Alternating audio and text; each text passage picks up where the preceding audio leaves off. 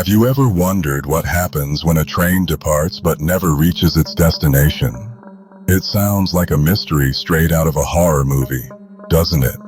But what if I told you that this story is not a work of fiction? Welcome to Midnight Mysteries. My name is Raven Shadowmere, and today I will guide you through one of the most terrifying disappearance stories you have ever heard. Brace yourself, because the case I present today goes far beyond a simple mystery of tracks and cars. Let's go back to the year 1956, when the Night Express 713, traveling from Chicago to New York, simply vanished. No sign of a struggle, no passengers, nothing. The train was found abandoned in the middle of nowhere, empty, as if its occupants had been sucked away by an invisible force.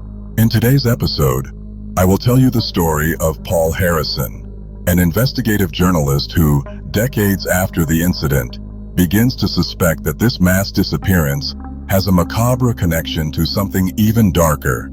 A cult, responsible for the disappearance of children in the 1940s, Harrison dives into an investigation that will lead him to uncover secrets buried since that fateful night of 1956. Oh, and of course, if you survive until the end of this story, don't forget to leave a like and subscribe to the channel. Who knows, activating the bell might prevent a lost train from coming to take you at midnight. Get ready, because what you are about to hear may change your perception of unsolved mysteries and reveal a disturbing secret that many have tried to hide.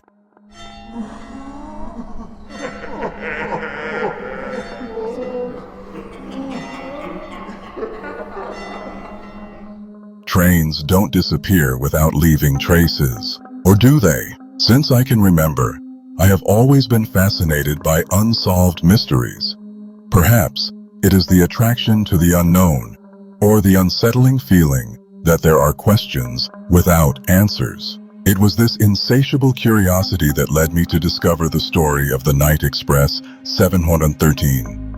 My name is Paul Harrison. I am an investigative journalist, and this is the story that changed my life forever. It all began one rainy afternoon when I stumbled across an old newspaper clipping in a hidden second-hand shop in the alleys of Chicago. The headline read, "Train disappears without a trace. Mystery haunts authorities."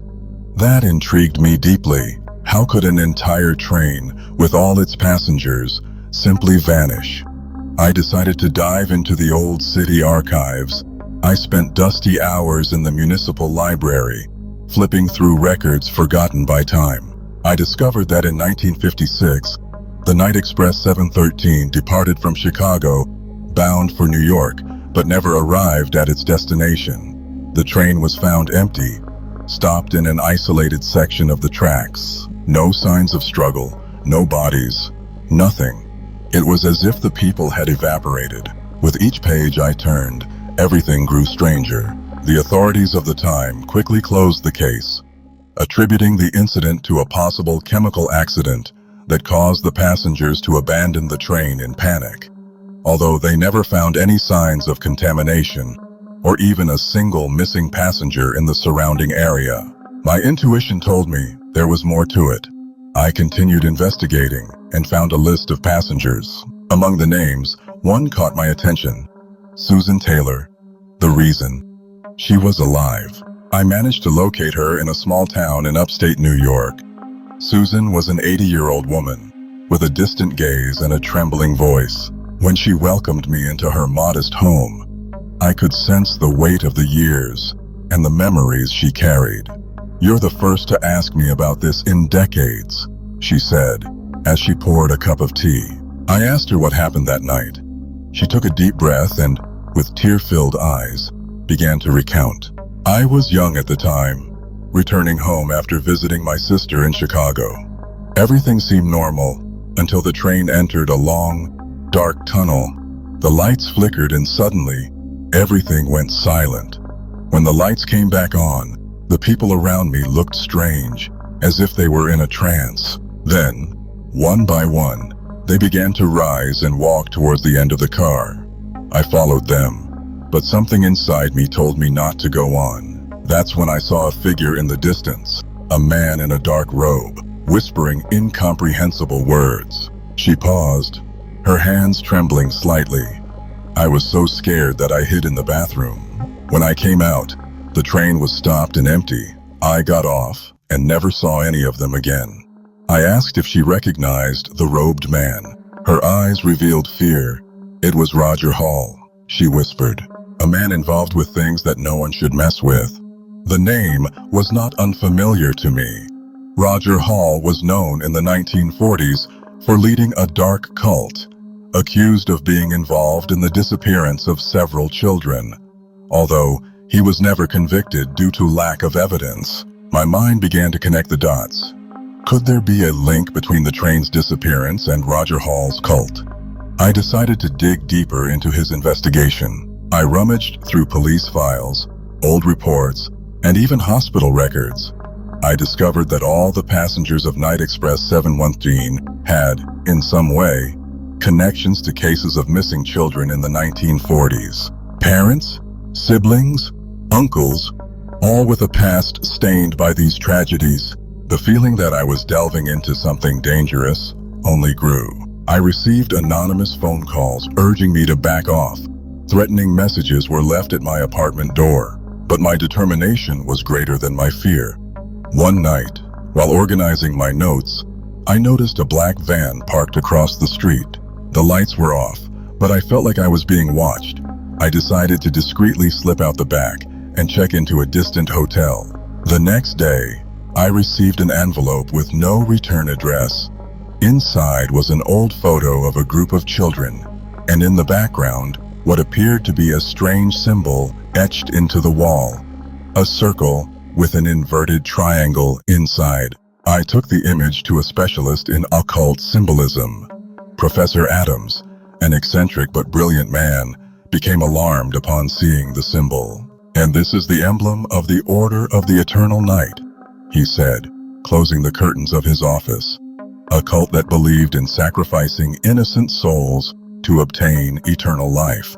The revelation sent chills down my spine. Was Roger Hall trying to resurrect his cult? And what role did the Night Express 7113 play in all of this? I decided to return to the location where the train was found. An isolated area, overtaken by vegetation and forgotten by time. As I explored the abandoned cars, I found marks similar to the Order's symbol etched into the inner walls. I felt a shiver run down my spine. Suddenly, I heard footsteps. I turned quickly and saw a hooded figure. My heart raced. "Who's there?" I shouted, trying to sound confident. No response. The figure vanished between the train cars. I ran after it, but couldn't catch up. However, on the ground, I found a small notebook.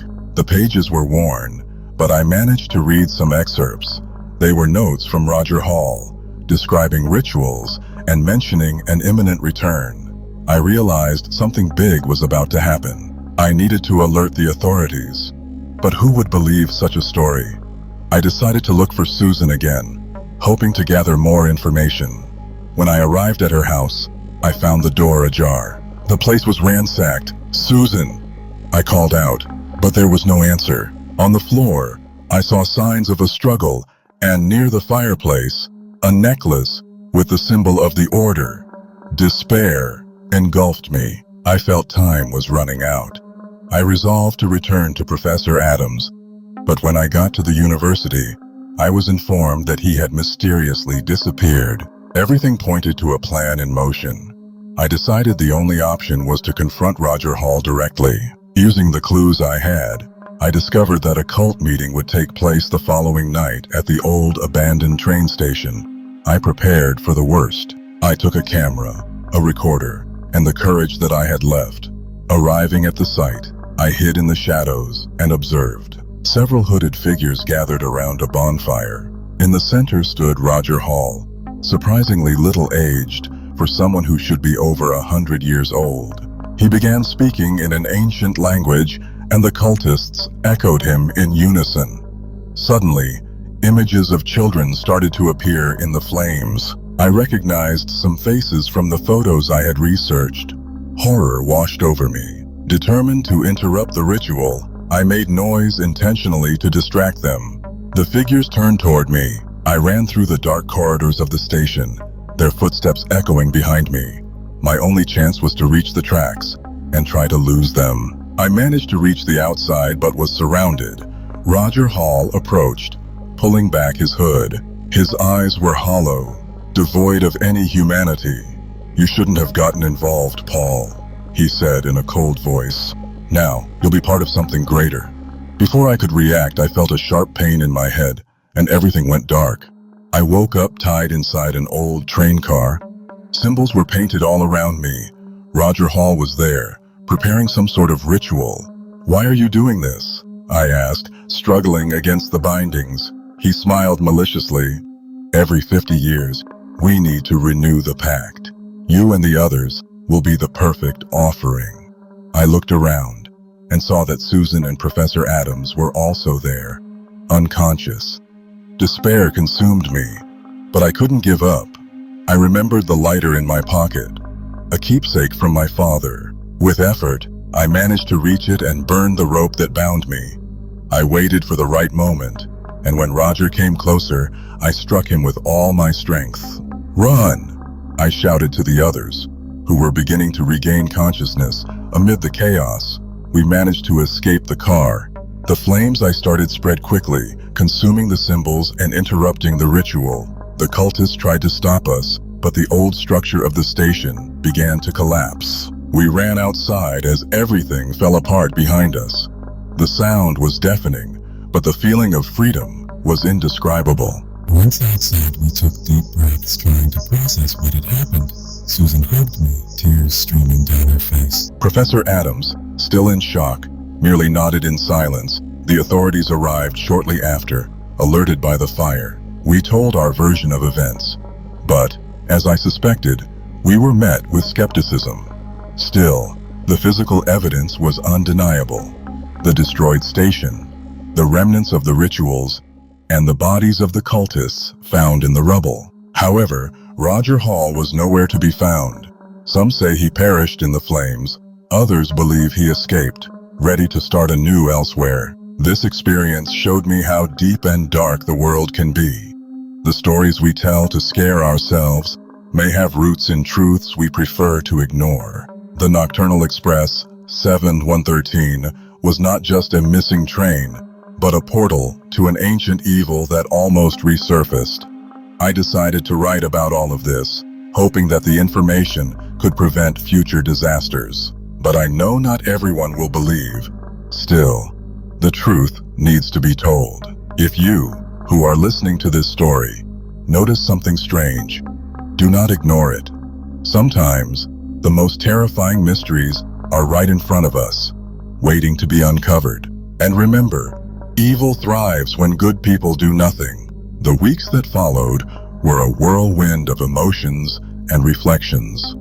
Although we had managed to thwart Roger Hall's nefarious plans and his cult, the feeling that something remained unfinished was undeniable. The authorities began investigations, but many questions went unanswered.